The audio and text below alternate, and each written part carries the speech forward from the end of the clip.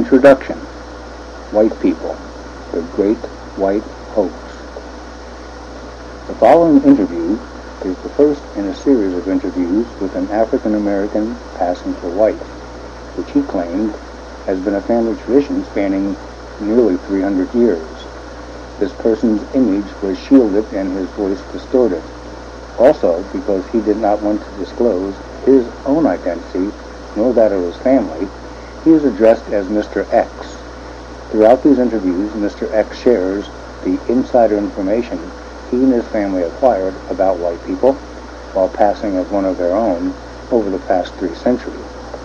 The interviewer was identified as Miss Ann Jones, hereafter referred to as Miss J.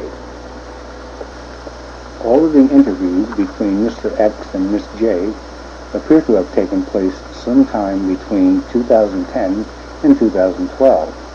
However, I did not learn about them until January of 2012. The following is a brief account of how that came about. Late one night back in the early 1970s, at about 2:30 a.m., as I recall, while walking home from a local bar, I was approached by several very big men, forced into a car, blindfolded, and driven to a secluded wooded area.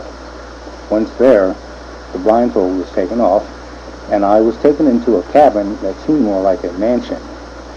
Once inside, I was led to a small room where the only light was provided by a fireplace. I was directed to a comfortable-looking chair. After being seated, my ankles and wrists were secured by handcuffs built into the chair. Then the door to the room was shut and locked. A minute or two later, a man's voice greeted me by name. I could not see him because he was behind me, and even if he had been facing me just a few feet away, it was so dark I still wouldn't have been able to make out his appearance. That was the beginning of many meetings and interviews with a person whose identity remains unknown to me to this day. Over 40 years later, at what I thought would be our next meeting or interview, I was informed that Mr. X had passed away. It was then that I was also told about the interviews between Mr. X and Miss J. I was given instructions from Mr. X to do the following. First, I would continue to be picked up randomly and brought to the same location. On each of these occasions, I was to transcribe the audio recordings of all the interviews between Mr. X and Miss J. I was provided a laptop computer with a flash drive to do the transcribing. Once completed, I was instructed to publish the series of interviews between Mr. X and Miss J. Furthermore, the first interview was to be aired on the internet by no later than fall 2012. As it turned out, Mr. X had also had his first interview with Miss Jones filmed, with their images shielded and their voices distorted to protect their identities. I was told that a copy of this video would be given to me at some point in the future, but I have yet to receive it.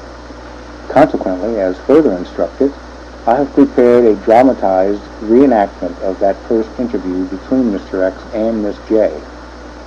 Finally, once the interviews between Mr. X and Miss Jones are published, my instructions are to publish the interviews between Mr. X and myself. However, for now, only the interviews between Mr. X and Miss J will be made available. For further information on how to obtain the entire series of interviews between Mr. X and Miss J, go to thegreatwhitehoax.com.